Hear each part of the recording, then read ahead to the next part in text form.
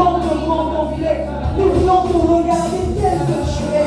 Nous voulons te regarder tel que tu es.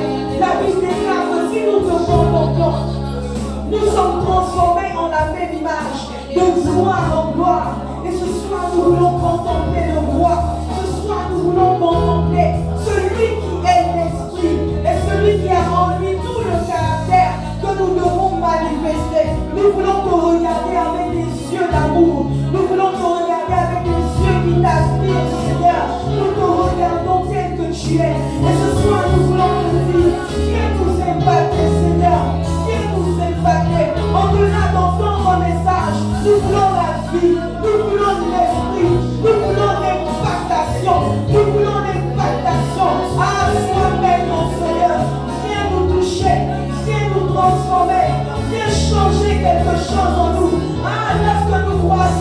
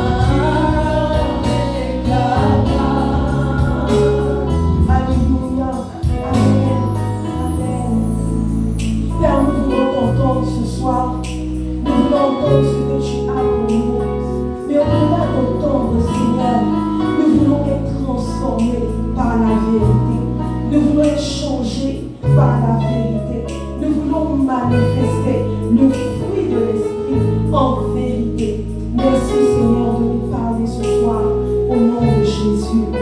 Amen. Amen. Amen. Alléluia. On peut se rasseoir dans la présence de Dieu. Bonsoir à tous. Que le Seigneur nous bénisse. Amen. Amen. Amen. Alléluia. C'est une grande grâce de se retrouver dans la présence de Dieu. C'est une grande grâce de se retrouver dans la présence de Dieu. Et je crois que ce soir, le Seigneur veut nous faire du bien. Alors, depuis le début de ce mois, nous parlons du fruit de l'Esprit. Amen. Amen. Nous parlons du fruit de l'Esprit. Et je crois que c'est l'un des thèmes les plus importants, sinon essentiels de la vie chrétienne.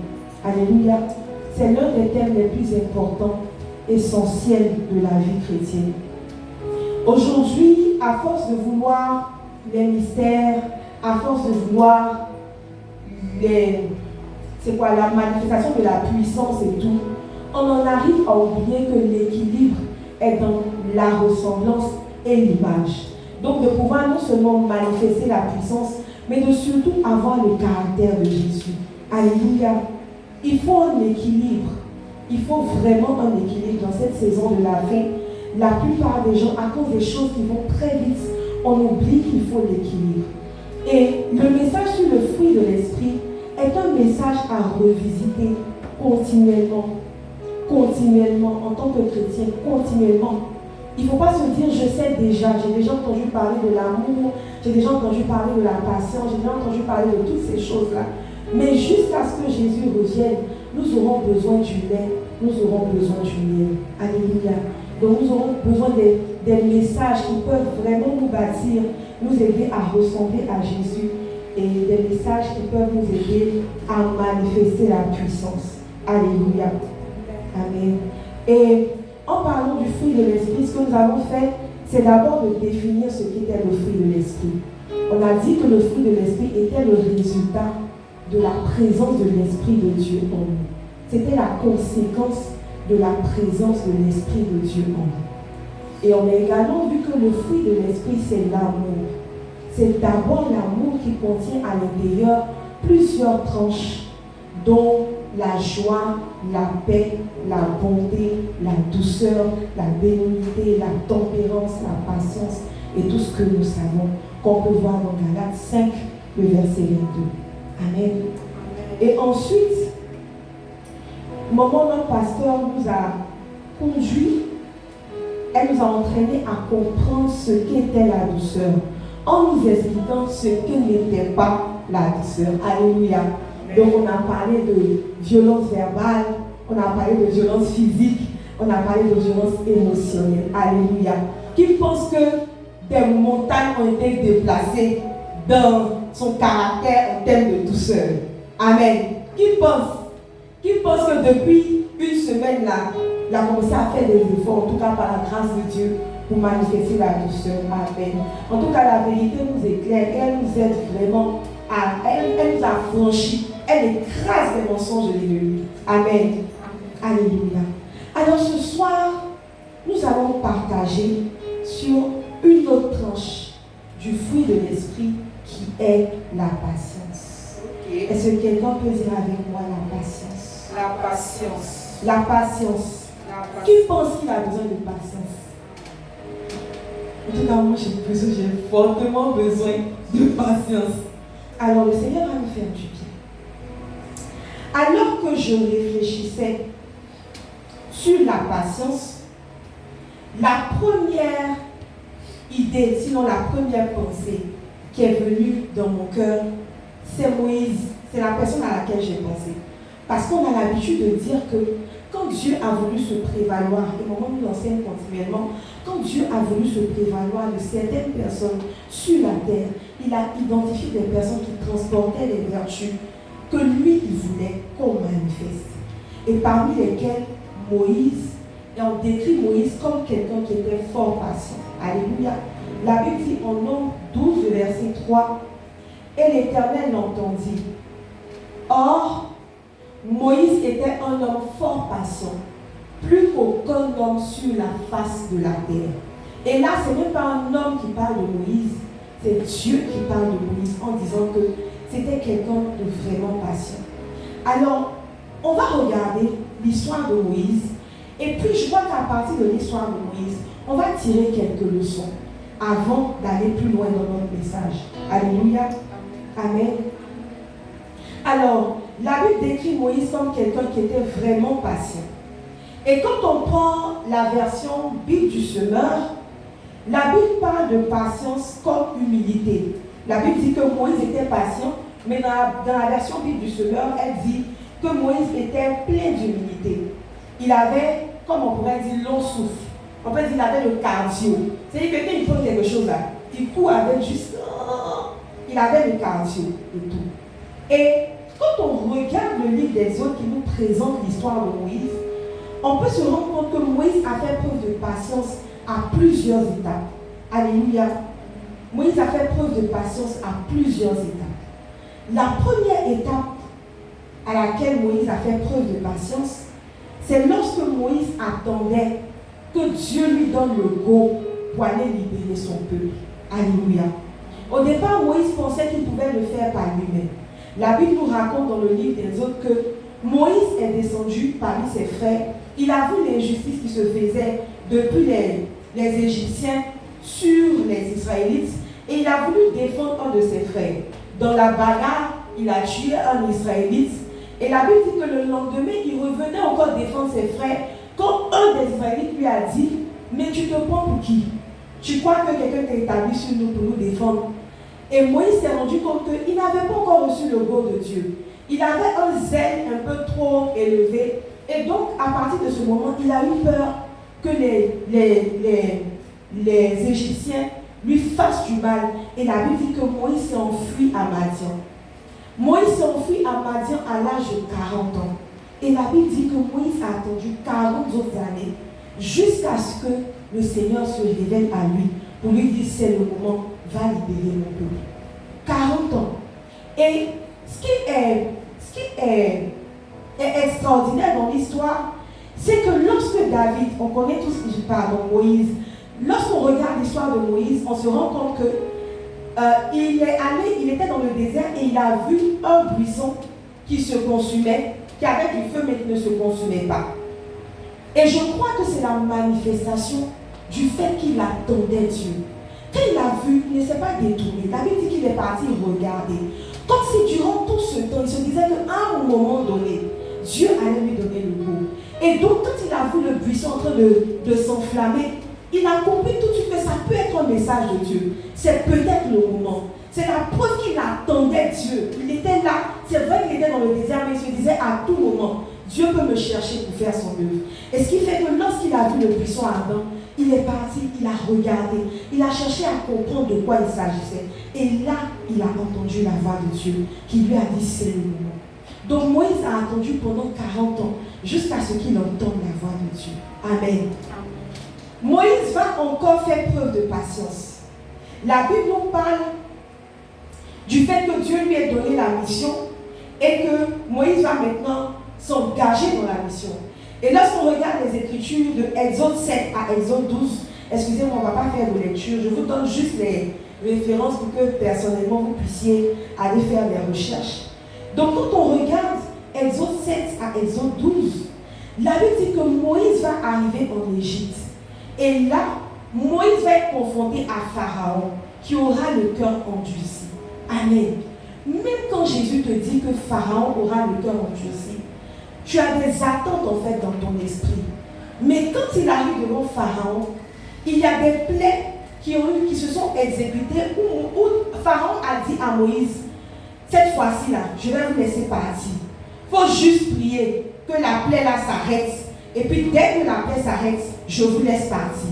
Et à plusieurs reprises, Pharaon a usé de ruse en disant à Moïse, il faut faire calmer la plaie. Dès que ça se calme, vous allez partir. Et durant les 10 plaies, la Bible dit que Moïse est resté patient. Amen. Il savait que Dieu lui avait donné une parole. Il est resté patient jusqu'à ce que les plaies passent et que le peuple d'Israël obtienne sa liberté. Amen. Deuxième preuve de patience. Alléluia. La Bible nous dit encore que Moïse va prendre le peuple. Et puis il va commencer à partir avec le peuple vers le pays que le Seigneur leur a promis. Moïse va arriver en face donc de ce pays-là qui est Canaan. Et puis il va mandater Caleb et Josué avec un petit groupe de personnes. Allez-y, explorez le pays et puis venez nous dire ce que vous voyez. La bonne s'en va expionner et elle revient. Et tout le monde dit, ah que c'est trop dangereux. Il y a des géants là-bas. On ne peut pas partir. On ne peut pas.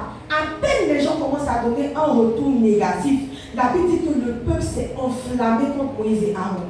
Pourquoi tu nous as fait venir ici? On était à l'aise là-bas. C'est pour nous tuer. On dit qu'ils sont grands dans le pays de Canaan. Comment tu peux nous promettre le lait et le miel dans un pays où il y a des géants? Comment on va faire? On va mourir. Ils ont commencé à se plaindre.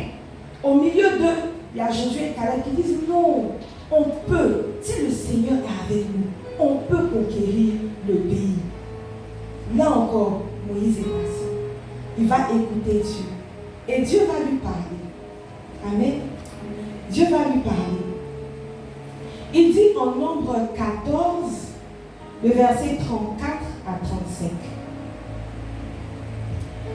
De même que vous avez mis 40 jours à explorer le pays, vous porterez la peine de vos iniquités 40 années. Une année pour chaque jour. Et vous saurez ce que c'est que d'être privé de ma présence. Moi, l'Éternel, j'ai parlé. Et c'est ainsi que je traiterai cette méchante assemblée qui s'est réunie contre moi. Ils seront consumés dans ce désert. Ils y mourront. Amen. Moïse était engagé dans une quête d'un territoire pour quelques jours. Quand il disait lui au Seigneur, vous dites que je m'en vais envoyer le peuple d'Israël sur un territoire béni là. C'était quelques jours. Et il se trouve confronté au fait que le peuple d'Israël va commencer à se plaindre à Dieu. Et Dieu va dire que, bon, vous allez retourner dans le désert. Et puis vous allez faire 40 années. Donc quelqu'un qui était parti pour un temps déterminé de quelques jours se va confronter à des années. Moïse n'a jamais dit à Dieu, bon, comme le contrat était juste quelques jours, et que finalement on va faire 40 ans, moi j'abandonne ici et maintenant. Non, Moïse a encore fait preuve de patience. Il est resté avec le peuple pendant 40 années parce que Dieu a dit qu'il punissait pour 40 années. Il a engagé jusqu'au bout. Amen.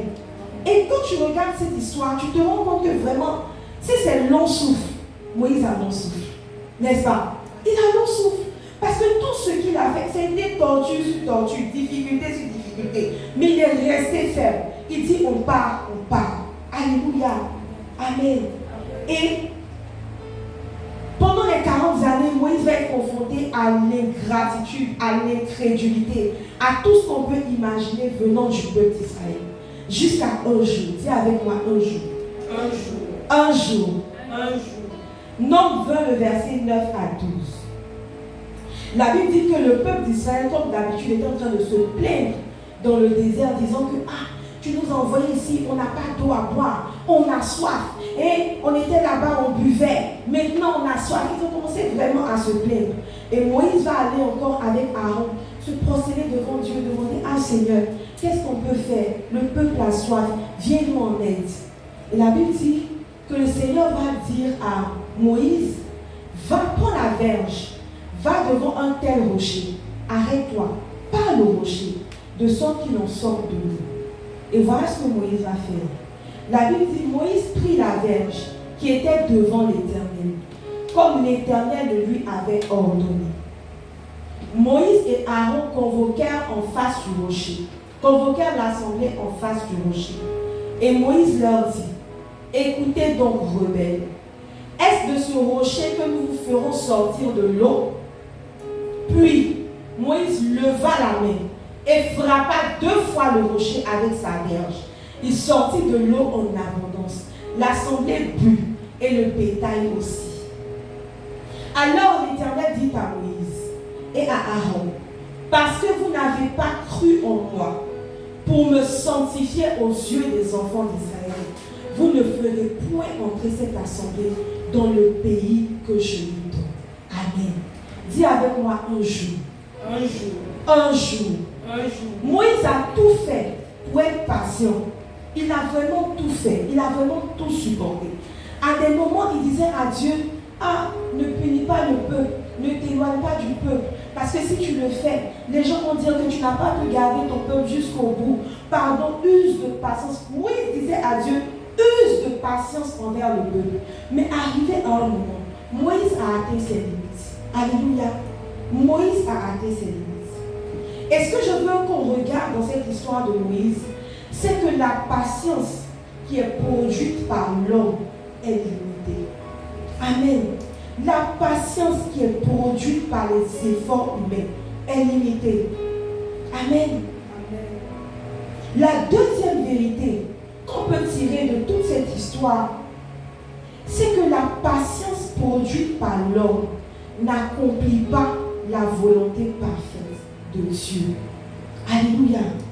Elle n'accomplit pas la volonté parfaite de Dieu. Moïse était censé arriver avec le peuple de Dieu à Canaan. Mais dès qu'il a atteint ses limites, le Seigneur lui a dit, tu n'entreras pas. Donc le plan que Dieu avait à la base ne s'est pas réalisé comme il avait voulu. Amen. Et le troisième point, c'est que la patience humaine est prétentieuse. Elle est prétentieuse. Quand quelqu'un peut dire à Dieu, ah, use de patience, c'est que toi tu es tellement patient que tu trouves que la patience de Dieu a des limites. Et tu lui dis, use de patience envers le peuple. Alléluia. Voilà trois vérités qu'on peut tirer de l'histoire de Moïse. Alors pourquoi est-ce qu'on a parlé de l'histoire de Moïse? Parce qu'à force de dire que Moïse est patient, on pense que la patience que Moïse a manifestée était parfaite et complète. Elle ne l'était pas. Elle avait atteint des limites. Et ce qui rend la patience parfaite, c'est le Saint-Esprit. Amen. C'est la présence du Saint-Esprit qui peut permettre à une personne de manifester la patience dans sa plénitude, dans sa perfection. Moïse a essayé, mais à l'époque de Moïse, l'Esprit ne vivait pas en Moïse. Amen. L'Esprit n'était pas en Moïse, l'Esprit n'était pas en Moïse. Mais à partir de Jésus, la Bible dit que le Saint-Esprit est venu rester en nous. Pour dire que notre limite par rapport à la patience trouve sa solution dans le fait que le Saint-Esprit vienne vivre en nous. Alléluia. Et tous autant que nous sommes, on reconnaît nos limites. On reconnaît que notre patience a des limites. On reconnaît, vraiment quand moi-même je me regarde, je peux voir combien ma patience a des limites. Mais heureusement que le Saint-Esprit est venu changer les choses. Alléluia. Alors, on va regarder quelques définitions de la patience. Ce que moi j'ai pu trouver comme définition à la patience. Alléluia. Amen. Alors, la patience, c'est la capacité d'attendre un résultat sans ressentir de l'anxiété, de la tension ou de la frustration. Okay. Amen. C'est la capacité d'attendre un résultat sans ressentir de l'anxiété, de la tension ou de la frustration. Ça veut dire qu'à chaque fois qu'on attend un résultat et qu'on est angoissé, on est en train de paniquer, on est en train de stresser, ça veut dire qu'on est en train de faire preuve d'un manque de patience. Alléluia. C'est la preuve qu'on est en train de manifester un manque de patience. La patience, c'est aussi la capacité à rester calme au milieu de la tourmente parce qu'on sait que Dieu est au contrôle. Alléluia. C'est rester calme dans la tourmente parce qu'on sait que Dieu est au contrôle. Alors par rapport à ça, j'ai une anecdote. Une fois, j'ai invité maman le pasteur à venir à la maison chez moi. Je ne sais pas si vous avez déjà invité le pasteur à venir chez vous. Sinon, moi je l'ai fait et j'ai été honorée de sa présence. On a mangé, on s'est couché, on a causé. Vraiment, je vous partage ça pour que vous aussi, vous le fassiez. Amen. Et maman est venue à la maison et à un moment donné, on entendait des cris dehors. On entendait des cris. Donc moi j'ai commencé à paniquer. J'ai dit, ah maman, il y a des cris, il y a des cris. Elle dit, on va voir ce qui ne va pas. Et je sors, les voisins du haut, la voisine du haut même avait sa bouteille de gaz qui était enflammée. Vraiment, le feu avait pris carrément toute la bouteille de gaz. Et puis, les voisins étaient tous sortis et c'est dehors qu'ils criaient. Le gardien était en train de chercher à verser le sable sur la bouteille et tout. Donc, moi, je suis rentrée en fracas. Ah, maman, bouteille de gaz a pris feu. On fait comment? On va courir, on va dire, on va comment? Maman était couchée. Sirène. Je dis que, en fait, sa sérénité m'a troublée. Quand je dis, bon, je vais t'attraper. Si on meurt, je monte avec toi en même temps. Elle dit, non, si je meurs, il faut partager mes enfants. Prenez mes enfants un. Mais ne touchez pas mes amis. Voilà, ne touchez pas mes amis. Mais je veux dire que le calme qu'elle a manifesté était le fait qu'elle savait que tu étais au mon trône. C'est simplement ça. Les minutes qui ont suivi, la bouteille de gaz, là, le gaz est sorti tranquillement. Il n'y a pas eu d'explosion, il n'y a pas eu de feu. Quel niveau de patience? Quel niveau de patience? C'est ne pas être dans le trouble quand les choses sont bizarres, quand les choses portent à être troublées, savoir que Dieu est au contrôle. Amen. La patience, c'est la capacité de laisser passer votre besoin immédiat et être prêt à attendre. Alléluia. Laisser passer son besoin immédiat et être prêt à attendre. Et comme exemple, on a le jeûne. Alléluia. Le matin quand tu te lèves, ton corps se dit que j'ai besoin de manger quelque chose à partir de 7h et 9h. Vers 9h, la faim se manifeste. Mais la patience, c'est ta capacité à décider que j'ai décidé de chercher Dieu durant cette journée. Et donc, je ne faiblirai pas. Je ne vais pas céder aux besoins immédiats, mais je vais attendre jusqu'à ce que le temps que j'ai choisi ou que j'ai décidé arrive pour que je fasse ce dont j'ai besoin. Alléluia. Et la patience, c'est également la faculté d'attendre une chose sans se mettre en colère, sans murmurer, sans se plaindre. À chaque fois qu'on est en train de murmurer pendant qu'on attend quelque chose, on n'est plus en train de parler de la patience. Dès qu'on commence à murmurer, dès qu'on commence à se plaindre, on n'est vraiment plus en train de parler de la patience. La patience, c'est être paisible à l'intérieur et à l'extérieur quand on est en train d'attendre quelque chose. La plupart des personnes ne vont pas vous faire ressentir à l'extérieur qu'elles sont impatientes. Mais quand à l'intérieur de ton cœur, tu commences à te plaindre, à insulter la personne qui est le sujet de ton impatience, ou bien à critiquer la situation qui est le sujet de ton impatience, tu es aussi impatient.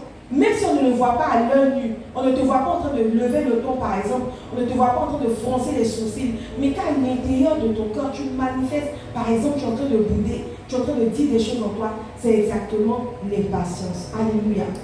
La patience, pour finir avec les définitions, la patience est le trait de caractère qui affiche la tolérance, la compassion, la compréhension et l'acceptation envers ceux qui sont plus lents dans le développement de la maturité et leur capacité à s'adapter.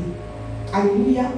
C'est manifester la tolérance, la compassion, la compréhension et l'acceptation envers ceux qui sont plus lents dans le développement de la maturité et leur capacité à s'adapter. En définitive, la patience pour moi, c'est s'attendre à Dieu et avoir confiance en Dieu. Amen. C'est s'attendre à Dieu et avoir confiance en Dieu. Alors, je veux bien qu'on regarde le contraire de la patience. Alléluia. 1 Corinthiens 13, versets 4 à 5. 1 Corinthiens 13, versets 4 à 5.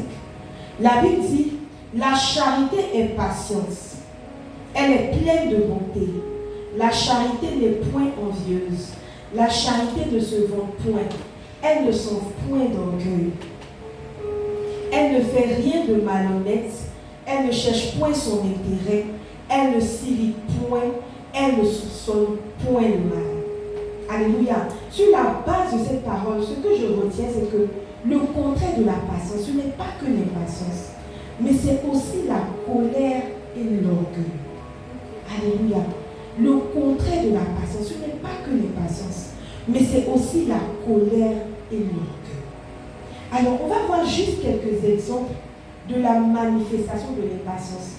Juste pour que chacun puisse se regarder dans le miroir pour voir, ah, est-ce que moi je suis impatient? Parce que peut-être qu'on se dit que le sujet ne nous concerne pas, jusqu'à ce qu'on nous explique ce que c'est que l'impatience pour dire, ah ok, je suis peut-être impatient à ce niveau ou à un autre. Alléluia. Alors la patience l'impatience, peut être manifestée vis-à-vis de soi-même. Alléluia. Vis-à-vis de soi-même. Et un exemple d'impatience vis-à-vis de soi, c'est se mortifier parce qu'on n'arrive pas à réaliser quelque chose. Amen. Vous voyez, quand on est un petit enfant et qu'on essaie par exemple de monter une pièce, on va prendre juste les Legos. Les enfants ont les Legos, ils ont peut-être une image devant eux qu'ils doivent représenter. Ou bien un jeu de puzzle dont ils doivent placer toutes les pièces jusqu'à atteindre l'image en question. Mais on va remarquer que la plupart du temps, quand un enfant n'arrive pas à faire ça rapidement, il mélange un truc en même temps. Il commence à mélanger, il est fâché. Il n'est pas fâché avec quelqu'un, il est fâché avec lui-même. Parce qu'il n'arrive pas à faire quelque chose qu'il suppose être trop simple. Et donc, généralement, les personnes impatientes vont se mortifier elles-mêmes par rapport à quelque chose qu'elles doivent faire ou un résultat qu'elles doivent atteindre, mais qu'elles n'arrivent pas à atteindre. Les personnes impatientes sont généralement dures avec elles-mêmes. Amen. Elles sont généralement dures avec elles-mêmes. Dès qu'elles font un faux pas, elles commencent en même temps à trouver que ce n'est pas normal. Si les autres sont capables de faire, pourquoi toi tu n'arrives pas à faire? Et elles sont vraiment dures. Elles se font du mal à elles-mêmes. Elles s'imposent des résultats malgré le fait de elles se mortifient elles-mêmes. Alléluia. On peut également manifester l'impatience par rapport aux promesses que Dieu a établies pour nous. Alléluia. Et généralement, c'est le problème des chrétiens. Généralement, les chrétiens sont impatients quand il s'agit des promesses. Alléluia. La Bible nous parle d'Abraham et Sarah, à qui Dieu a fait la promesse d'enfanter. Et à un moment donné, puisque la promesse s'arrête, Sarah va proposer à Abraham d'aller avec sa servante, ce qui va engendrer Isaac. Et aujourd'hui, jusqu'à aujourd'hui, on est conscient des conséquences de la naissance d'Isaac dans le plan. Le plan n'était pas qu'Isaac arrive, non. Le plan était que directement que Ismaël arrive, mais qu'on ait directement celui que Dieu avait choisi. Mais parce que l'impatience est rentrée dans l'équation, Ismaël est venu et on voit les conséquences de la présence d'Ismaël. À chaque fois que quelqu'un est impatient, il ne peut pas attendre la promesse. C'est des personnes qui vont dire par exemple, ok, vu que le mariage tarde et que moi je considère que j'ai déjà 37 ans et dans 2 ans, dans 3 ans, à 40 ans, il me serait difficile d'avoir des enfants, je décide de me marier avec la personne que je croise, que Dieu donne son aval ou non. N'est-ce pas? Que Dieu donne son aval ou non. C'est quelqu'un qui décide que depuis là je ne travaille pas, ça ne va pas, mes finances sont limitées. Ok, comme il y a un réseau de drogue dans mon quartier, je vais aller m'associer aux gars pour leur demander, je peux faire des transactions pour vous. C'est pas sans feuille. Il peut pas être sans feuille. On va mettre drogue dedans comme vient. Et puis on va vendre. Et il décide de laisser le plan de Dieu parce que c'est trop long d'attendre la promesse de Dieu. Donc les personnes impatientes n'attendent pas la manifestation de la promesse de Dieu. Alléluia. On peut être également impatient au plan spirituel. Et ça, je crois que c'est le fort des Africains en général. Au plan spirituel, on se dit non. Si le pasteur a l'onction, je n'ai pas le temps pour m'asseoir, écouter l'enseignement du pasteur, pour prendre l'onction dans sa voix. Je n'ai pas le temps. Je vais aller chercher une offrande. Moi, les sacrifices de s'asseoir et d'être enseigné là, ce n'est pas mon fort. Je vais prendre une offrande, je donne au pasteur, et puis comme ça, elle va cracher sur moi. Et puis je vais avoir l'onction. Amen. On n'est pas prêt à payer le prix par rapport à l'onction. On n'est pas prêt à écouter la parole. On n'est pas prêt à passer de longtemps dans la prière. On n'est pas prêt à lire la Bible. On n'est pas prêt. On attend toujours que le pasteur aille trouver un message pour nous. Nous, on ne passe pas du temps à chercher Dieu. On n'est pas prêt. On ne veut pas spirituellement faire des efforts. On est impatient. On se dit, je vais voir le pasteur, je donne mon offrande, je donne ma dîme. Ok, et puis j'ai l'onction. Alléluia. Et ça, c'est une manifestation de l'impatience.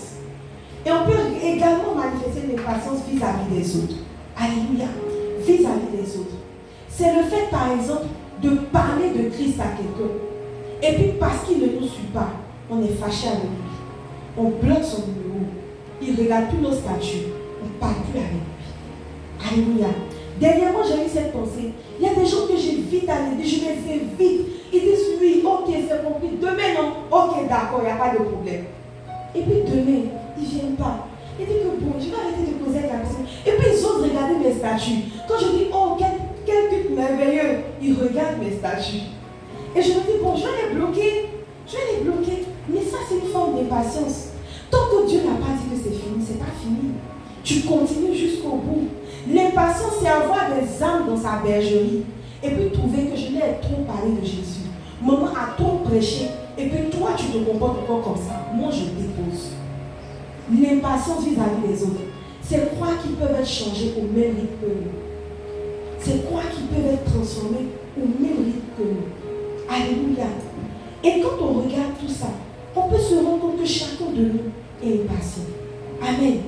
En tout cas, quand je m'analyse au regard de ce qu'on a partagé, je peux me rendre compte que ma patience a des limites. Ma patience a des limites. Et quelque part, quand on regarde la vie de Jésus, la Bible déclare que Jésus a été patient, qu'il est allé jusqu'à la mort de la croix. Philippiens 2, le verset 8. La Bible dit qu'il s'est humilié lui-même. Rappelons-nous que dans une version, la patience signifie humilité. La Bible dit qu'il s'est humilié lui-même, se rendant obéissant jusqu'à la mort, même jusqu'à la mort de la croix. Alléluia. Les hommes parfaits, pour pouvoir manifester le caractère, c'est Jésus, n'est-ce pas? Et la Bible dit que lui, il a usé de patience jusqu'à aller à la mort. Et la Bible dit jusqu'à la mort de la croix. Je me suis posé la question, pourquoi il y a deux fois la mort? Amen. Si ce n'était que la mort de la croix, pourquoi il y a deux fois la mort? À chaque fois que la Bible dit quelque chose, mentionne quelque chose, c'est que c'est important. Jésus est mort à lui-même. La première chose qu'il a fait, c'est mourir à lui-même. Il a jeté sa volonté. Notre impatience, c'est notre volonté. À chaque fois qu'on est impatient, on veut manifester une justice qui n'est pas la nôtre. On veut forcément, c'est nous, notre volonté qui doit être manifestée. Mais quand la Bible dit qu'il est mort, ça veut dire qu'il est mort à lui-même. La première mort qu'il a connue. Mais même si on veut, pour ne pas être dans la fausseté, mais la Bible dit que Jésus a pris nos péchés. Donc il est mort en tant que pécheur. Il est mort, ce qui fait qu'il est parti dans le séjour des morts. C'est parce que le péché de l'humanité était sur lui. Donc il a connu la mort jusque la mort dans le séjour des morts. Parce que le péché était sur lui. Et puis enfin la Bible dit qu'il est mort de la mort de la croix. C'est l'humiliation la plus grande. À cette époque-là, mourir à la croix, c'était être humilié. C'était avoir la honte.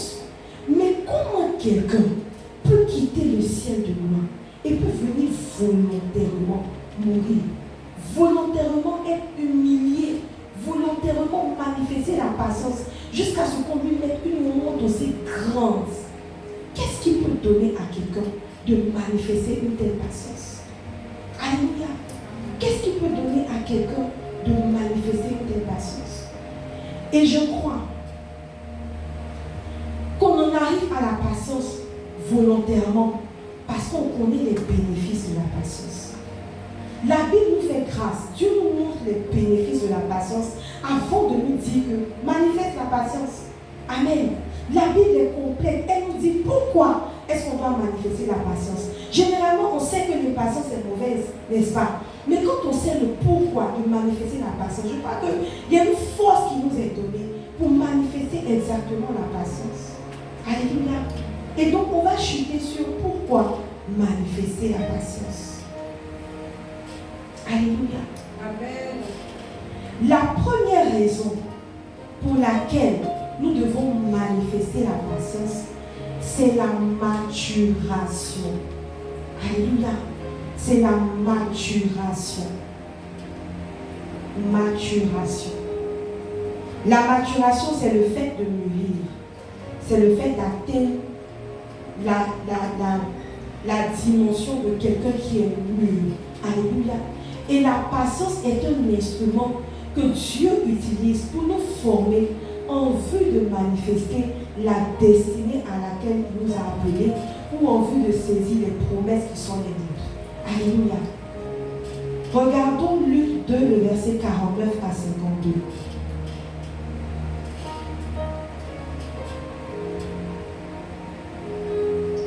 Alors, la Bible parle de Jésus qui, à l'âge de 12 ans, va se retrouver dans le temple, que ses parents vont chercher et que ses parents vont retrouver. Et Jésus leur dit, « Pourquoi me cherchez-vous? Ne saviez-vous pas qu'il faut que je m'occupe des affaires de mon Père ?» Mais ils ne comprirent pas ce qu'il leur disait. Puis, il descendit avec eux pour aller à Nazareth et il leur était soumis. Sa mère gardait toutes ces choses dans son cœur et Jésus croissait en sagesse, en stature et en grâce devant Dieu et devant les hommes. Alléluia. Quand on regarde la vie de Jésus, on peut se demander pourquoi, déjà à l'âge de 12 ans, il était capable de discuter avec des personnes qui connaissaient la parole de Dieu. Il était capable de parler avec eux, de s'informer, de donner aussi son point de vue. Mais la Bible dit que lorsque ses parents vont venir le trouver dans cette situation, ils vont rentrer avec lui à la maison. Et la Bible dit que Jésus croissait en sagesse, alléluia, en grâce, en stature, en sagesse et en grâce devant les hommes.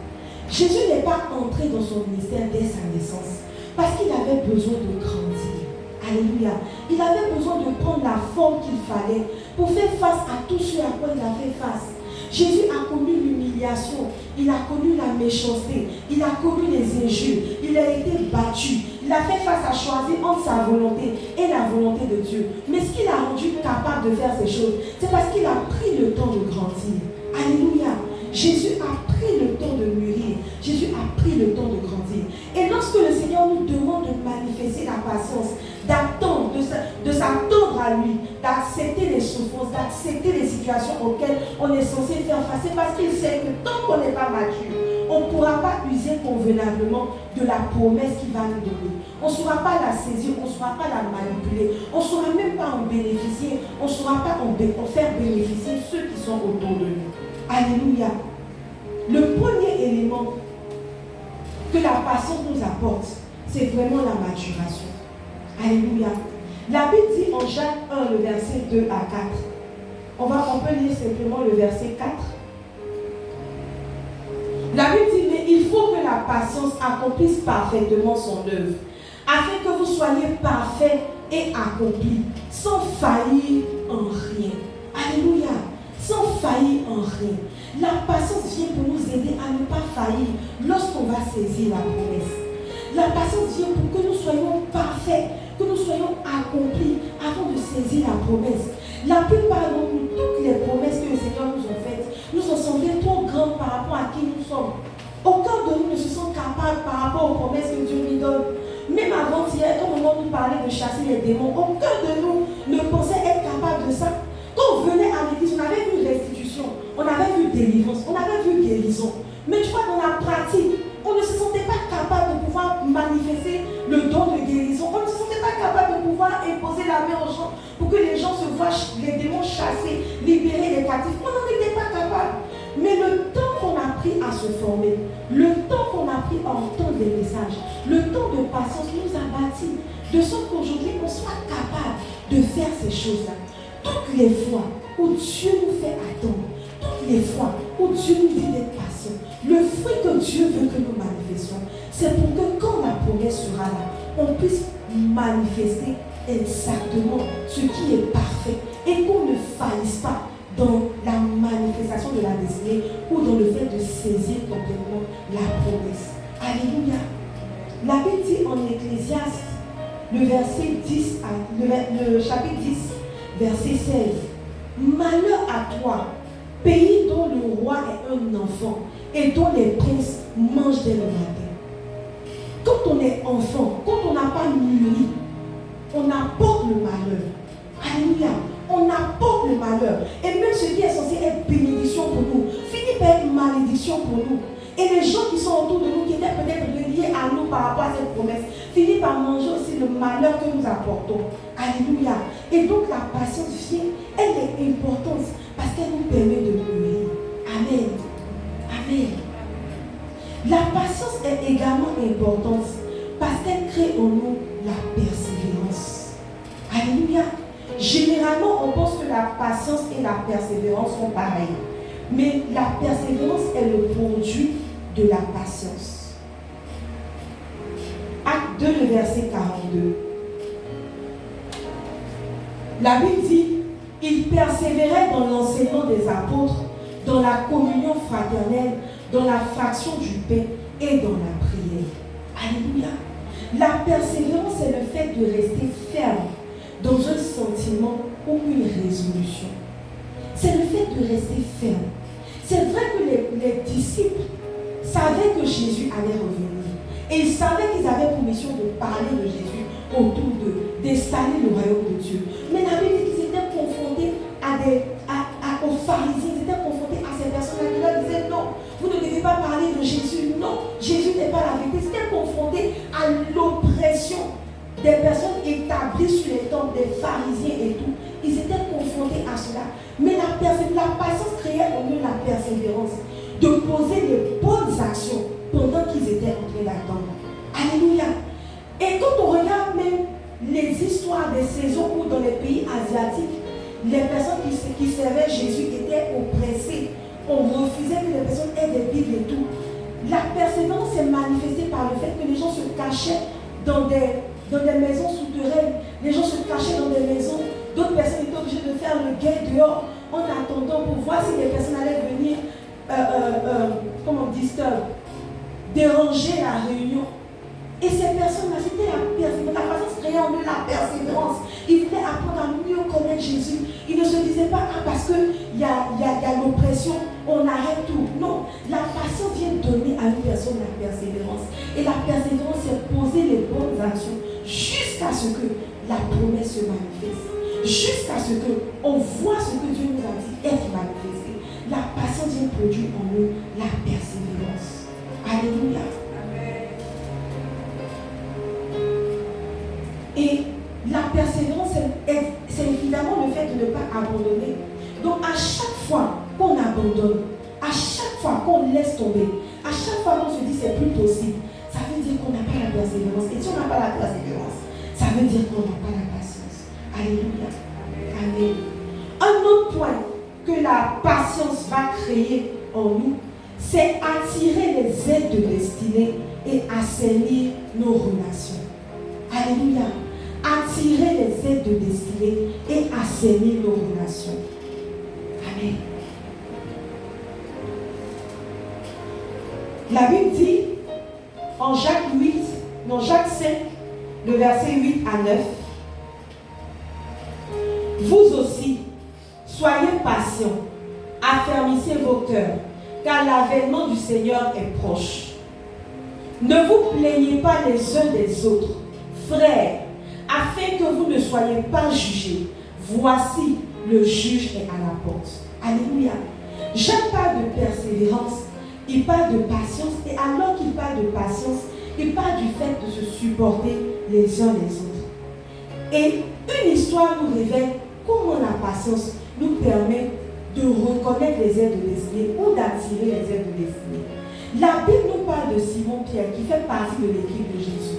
Lorsque Simon arrive, c'est un homme fougueux, un homme peureux, un homme en qui il n'y a rien qui peut laisser prévaloir qu'il pourrait être la colonne de l'église. Il n'y a absolument rien. Quand on regarde Simon au départ, il est vraiment fougueux, turbulent, on ne voit rien en lui qui peut montrer celui sur qui l'église sera bâtie. Mais Jésus a fait preuve de patience envers Pierre.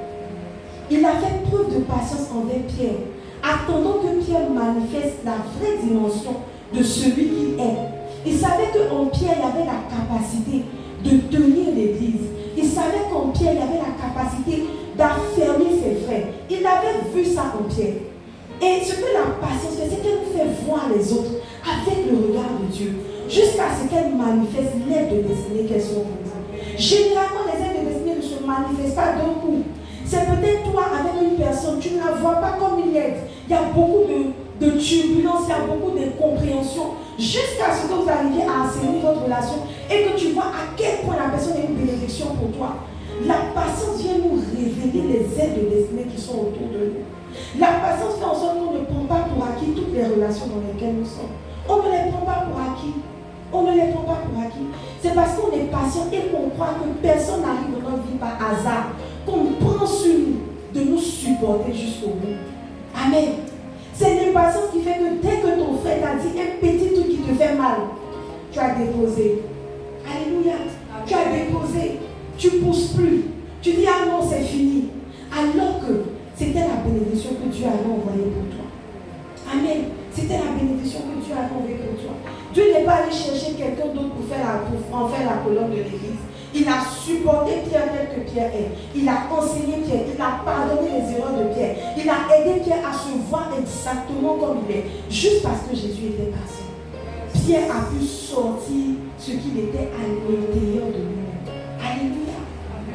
La Bible dit en Proverbe 25, le verset 15. Avec la patience, Proverbe 25, le verset 15.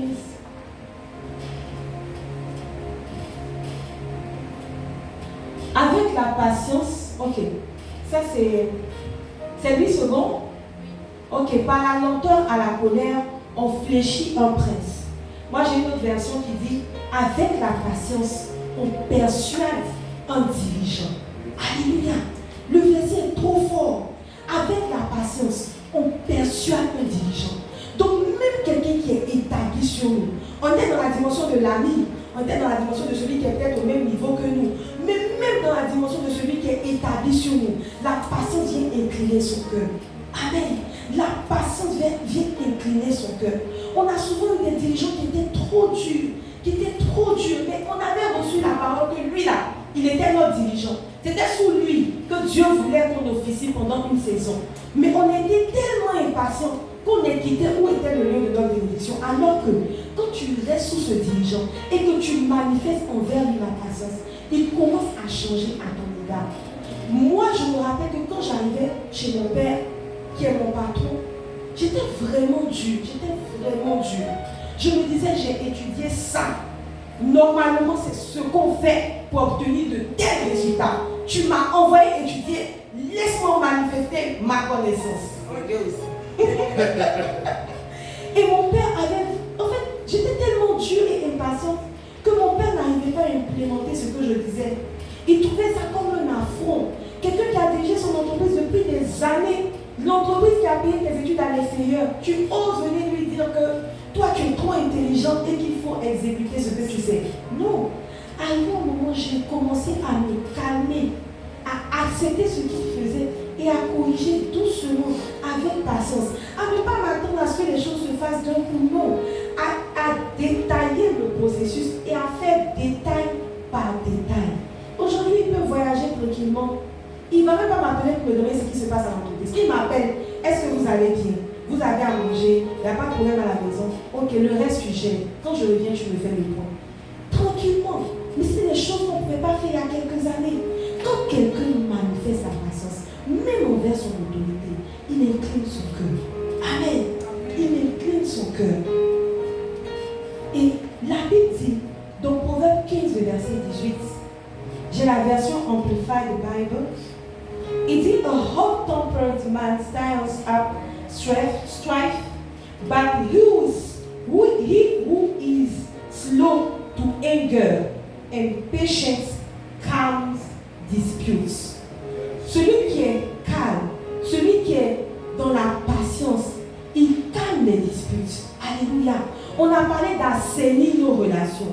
On a dit que la patience vient non seulement pour révéler les aides de destinée, mais pour assainir nos relations. C'est quand quelqu'un commence à manifester la patience qu'il comprend que ce n'est pas les palabres qui vont nous permettre d'atteindre les résultats. Ce n'est pas la colère qui va nous permettre d'atteindre les résultats. Parce qu'on est patient, on se dit que il n'y a pas de raison que je manque de douceur envers l'autre. Parce que je sais qu'il va finir par devenir ce que Dieu m'a dit qu'il est. La Bible dit que Dieu nous a appelés saints avant qu'on ne manifeste la sainteté. Dieu n'est pas impatient envers nous, Dieu est calme. Dieu met devant nous la parole, il nous donne la vérité, il nous observe. Il sait qu'on va tomber, on va se relever, on va tomber. Mais jamais Dieu n'a dit que bon, ça suffit. J'arrête. Dieu est calme, il est patient jusqu'au bout. C'est parce qu'on est patient qu'on assainit nos relations. C'est parce qu'on est patient que quand l'autre s'échauffe, on reste calme. Pour que la relation ne se détruise pas. Parce que la relation existe pour un but. Alléluia. Donc la patience vient pour nous permettre de découvrir les ailes de destinée et pour assainir nos relations. Alléluia. Alléluia. Et la patience fait en sorte que Dieu se lève pour nous. Alléluia. Dieu se lève pour les personnes qui sont patientes. Nombre 12, verset 1 à 3. Marie et Aaron parlèrent contre Moïse au sujet de la femme éthiopienne qu'il avait prise, car il avait pris une femme éthiopienne. Ils dirent, est-ce seulement par Moïse que l'Éternel parle? N'est-ce pas aussi par nous qu'il parle? Et l'Éternel l'entendit. Or, Moïse était un homme fort patient, plus qu'aucun sur la face de la terre. Alléluia. La Bible dit que Marie et Aaron étaient en train de parler de Moïse. Ils étaient en train de critiquer le fait que Moïse ait marié une femme éthiopienne. Et la Bible dit, face au fait qu'ils étaient en train de parler mal de Moïse, Dieu a entendu, mais il ne s'est pas levé parce que Moïse conduisait son peuple. Oh. Il ne s'est pas levé parce que Moïse était à la tête du peuple. Dieu s'est levé simplement parce que Moïse était fort patient.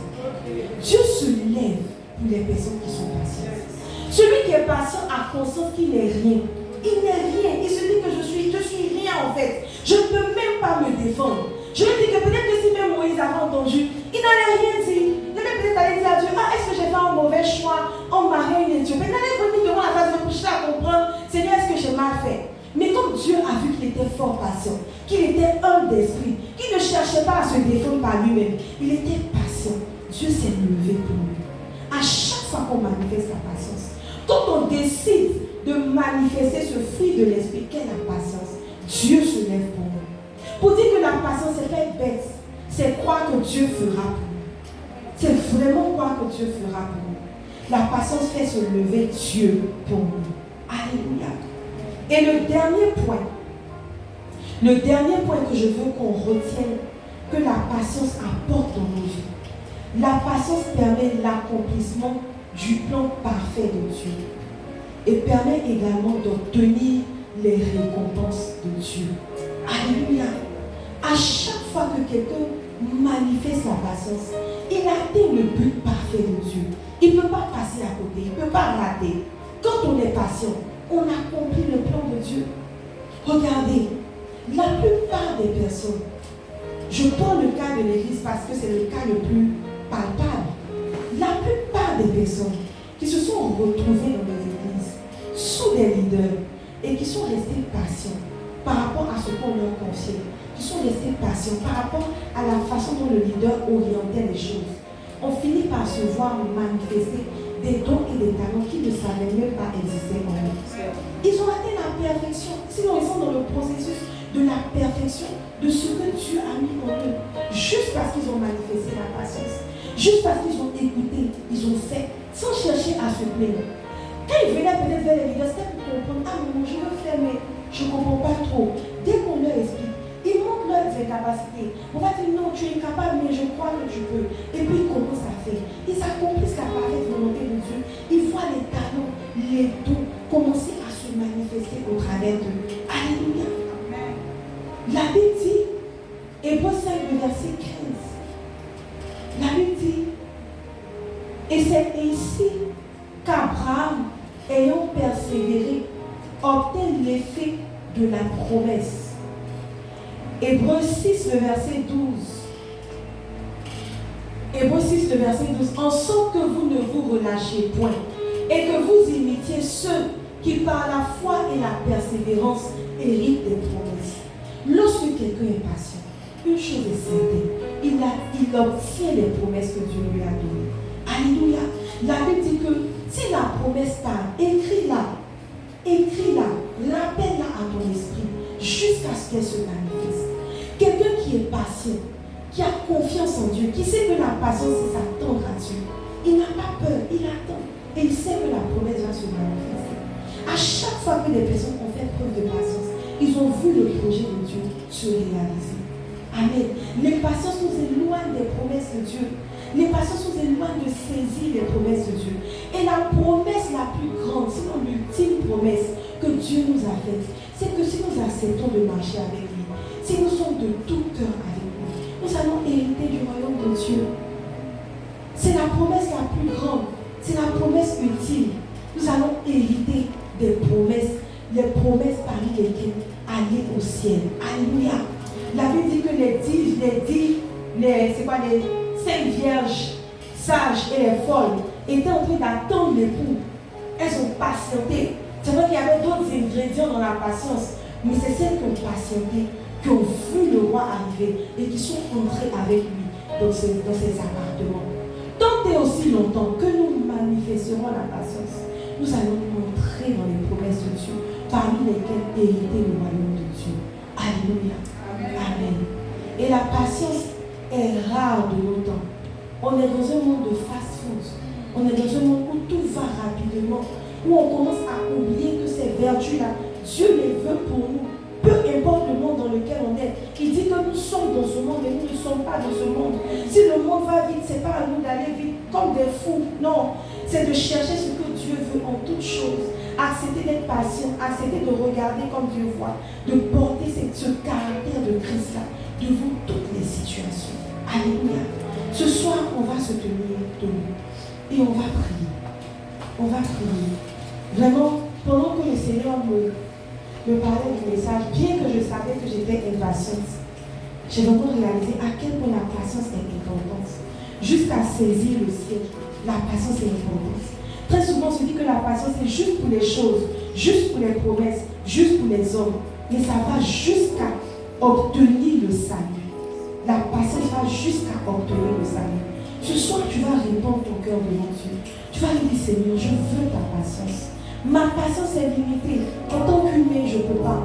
Mais si toi, tu me donnes ta patience, alors je serai patience. Alors, Seigneur, donne-moi ta patience. Est-ce qu'on peut prier ce soir? Ah, Seigneur, merci. Merci pour ta parole. Merci pour ta parole. Merci pour cette lumière à laquelle tu nous as confrontés ce soir. Cette vérité, sinon ces vérités auxquelles tu nous as confrontés ce soir. Seigneur, combien je suis impatient. Combien nous sommes limités en termes de patience. Comment nous sommes limités par rapport aux promesses que tu nous as faites. Limités dans notre patience par rapport aux personnes qui nous entourent. Limités dans notre patience par rapport à ce que nous-mêmes nous pouvons réaliser. Par rapport à ce que nous-mêmes nous devons manifester. Ce soir, nos cœurs s'humilient devant toi. Nos cœurs s'humilient devant toi. Seigneur, donne-nous ta patience. Saint-Esprit, donne-moi ta patience. Saint-Esprit, je veux ta patience. Non, je ne veux pas faire des efforts pour la produire. Je veux la laisser être manifestée en moi. Parce que tu es là, Saint-Esprit. S'il te plaît, s'il te plaît, s'il te plaît. Je suis limitée. J'ai beau essayer. Il y a des moments où je n'arrive plus. Comme Moïse qui était limité. Moïse a essayé. Arrivé à un moment, la nature humaine ne peut plus contrôler. La Bible pouvait dire que Jésus disait, tu n'es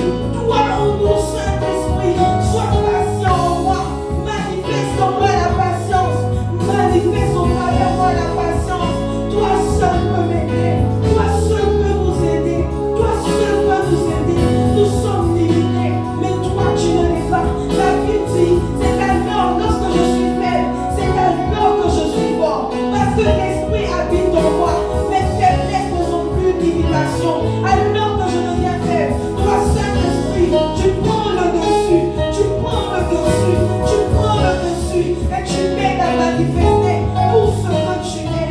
Tu m'aides à manifester tout ce que tu es. Tu nous aides, Seigneur, à manifester la patience. Manifester la patience envers nos pères. Manifester la patience envers les personnes autour de nous.